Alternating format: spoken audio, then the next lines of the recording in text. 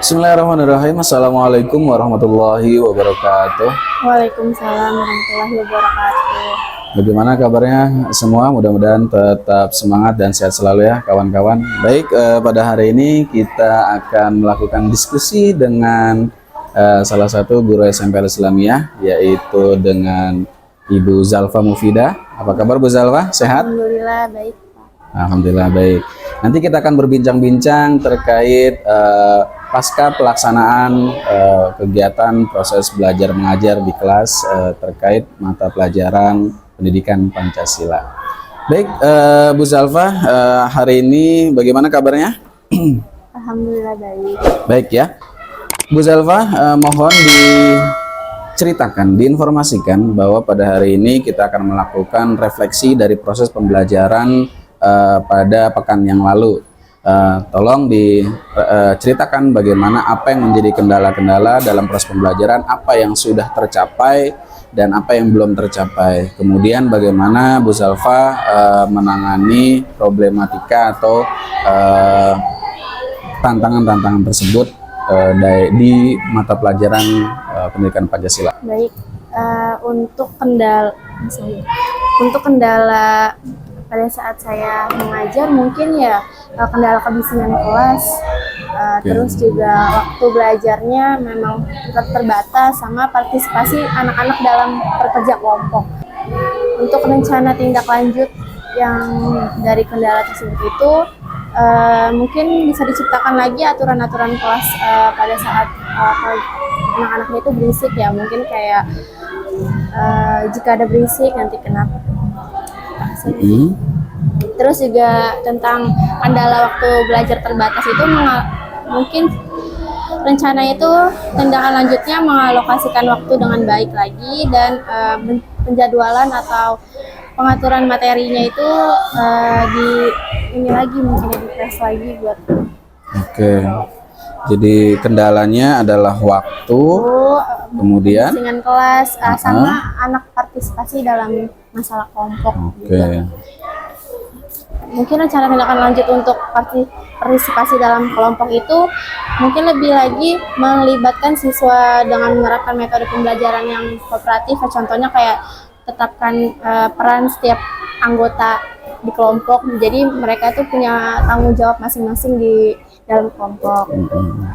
Terus sama kemarin itu sih kurang mereview lagi materi yang udah dipelajarin sama tanya jawabnya itu masih belum. Ya. Ada lagi? Sementara itu dulu ya. Oke, baik. Tadi dikatakan ada kebisingan ya, artinya kelas yang ini bising ini karena memang suara dari luar kelas atau memang dari anak-anak itu sendiri? Karena memang kan kemarin itu metodenya diskusi ya. Oke. Memang ada yang dia tuh diskusi, benar-benar diskusi, ada yang memang dia keliling-keliling anak-anaknya yang kelompok lain gitu. Jadi itu dari mungkin kebisingannya tuh dari anggota kelompok lain itu dia ke anggota kelompok yang lainnya satu sama lain itu, jadi mungkin kebisingannya lewat dari situ. Oke. Jadi itu merasa terganggu. Iya. Bu Zalfa merasa anak-anak tersebut malah mengganggu kelompok yang lain seperti itu. Oke. Nah, kalau menurut Bu Zalfa itu kenapa anak tersebut tuh bisa seperti itu? Partisipasi dalam kelompoknya mungkin ya, karena tadi seharusnya setiap anak di dalam kelompok itu memiliki peran tanggung jawabnya masing-masing. Misalkan ada yang dia manto guntingin, terus ada yang ngelemin, nah terus mungkin ada beberapa anak yang nganggur gitu. Jadi yang itu tuh yang dia kemana-mana gitu ya, mengerecohkan temannya lain. Gitu ya. Oh, jadi penyebabnya seperti itu. Nah, kira-kira kalau menurut Bu Zalfa seperti apa tuh penanganannya kalau seperti itu? Berarti kan ada problem di pembagian tugas kelompok di kelompok tersebut kan ya, anggota kelompok tersebut. Berarti kan seperti itu ya? Iya. Berarti kan problem di situ. Kalau menurut Bu Zalfa seperti apa? Sebenarnya kan kemarin itu kita cuman nempelin, guntingin gitu.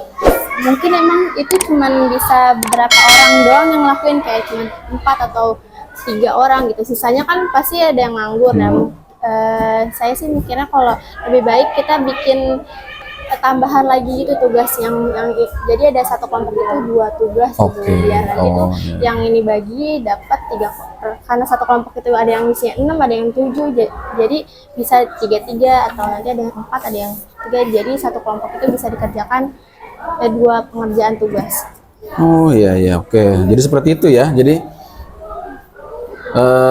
apa namanya, tindak lanjutnya diberikan tugas yang lebih seperti Iya. itu.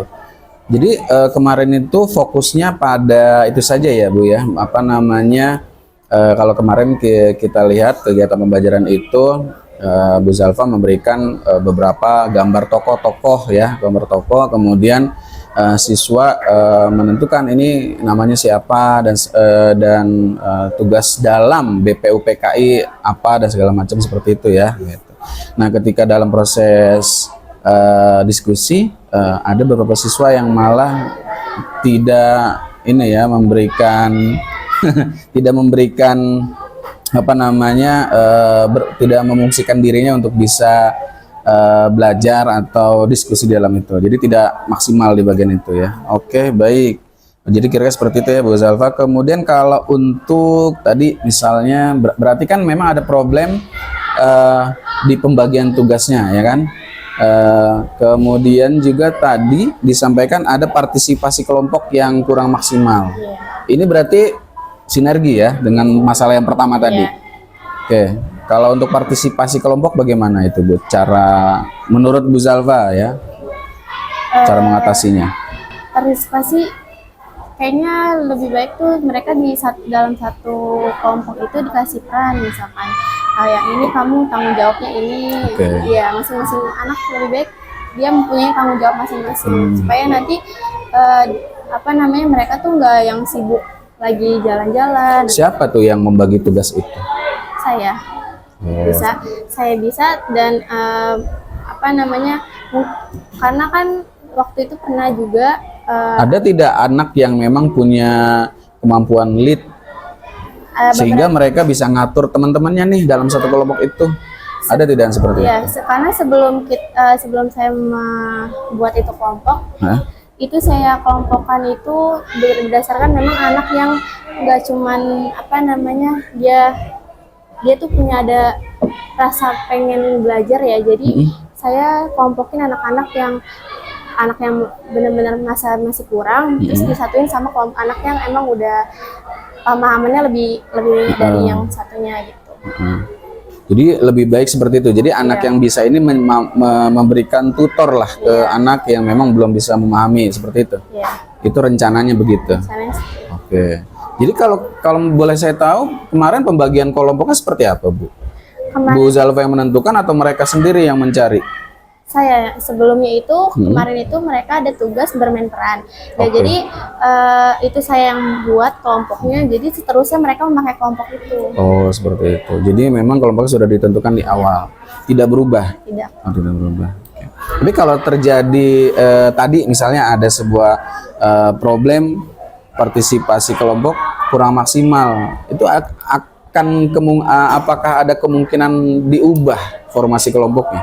Sepertinya iya, karena apa namanya melihat kurang kondusif ya kalau misalkan ada beberapa cuman kayak satu anak atau 2 anak doang yang ada dalam kelompok yang pemahamannya lebih itu, jadi kayaknya kurang kondusif.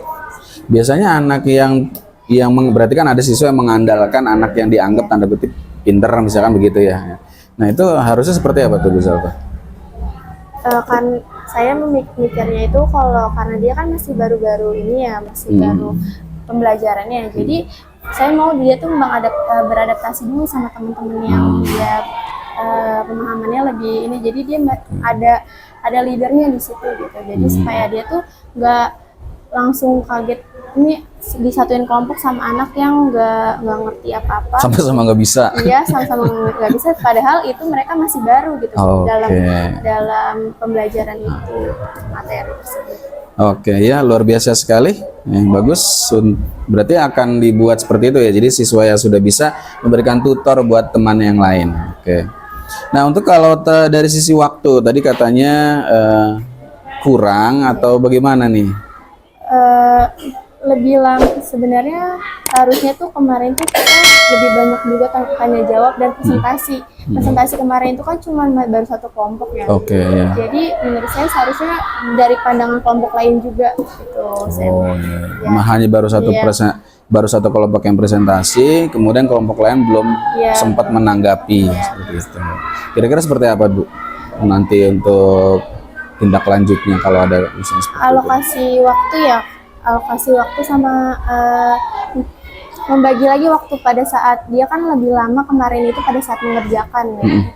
Mungkin dikasih lagi presan waktu, kalau ini selesainya harus sampai segini, jam Oke, baru jadi ya, jadi tentuin lagi manajemen waktunya ya diperbaiki. Jadi tapi itu berarti harus butuh effort dari Bu Zalfa ya, karena manajemen waktu itu betul-betul artinya tersampaikan ke siswa, anak siswa juga dia maksudnya patuh ya, maksudnya sesuai dengan menyelesaikan tugas sesuai dengan waktunya. Namun juga perlu ya tingkat kesulitannya, mungkin dia agak lama karena tingkat kesulitannya mungkin terlalu tinggi sehingga butuh waktu yang lama untuk menyelesaikan tugas itu. Berarti disesuaikan juga tingkat kesulitannya Bu Zalfa, ataupun mungkin alat-alat yang dibutuhkan. Kan kemarin kalau tidak salah ada butuh gunting, pulpen, apa namanya ya lem dan segala macam. Berarti memang harus di awal harus sudah dipersiapkan ya. Oke, baik, itu berarti dari proses pembelajaran ya. Kemudian mungkin saya masuk ke perangkat modul ajarnya Bu Zalfa ini ya. Nah, ini kan di sini terdapat capaian pembelajaran di modul ajar ya. Capaian pembelajaran yang lumayan seluruhnya dimasukkan ya Bu Zalfa ya. Seluruhnya dimasukkan. Berarti mungkin nanti sudah diketahui ya. Jadi di modul ajar untuk CP-nya ambil CP yang berkaitan dengan tujuan pembelajaran pada modul ini. Jadi tidak semua. Di sini kan ada elemen ada 4 elemen ya. Elemen Pancasila, elemen UUD 45, Bhinneka Tunggal Ika dan NKRI. Nah, ketika pada hari ini terkait elemen sejarah Pancasila, maka ambil yang satu elemen saja dan ambil CP yang berkaitan dengan TP tersebut. Kira begitu ya Bu Zalfa. Kemudian di bagian asesmen, nah di bagian asesmen di sini saya belum melihat bentuk asesmen tulisnya. Ya, apakah sudah dipersiapkan Bu Zalfa?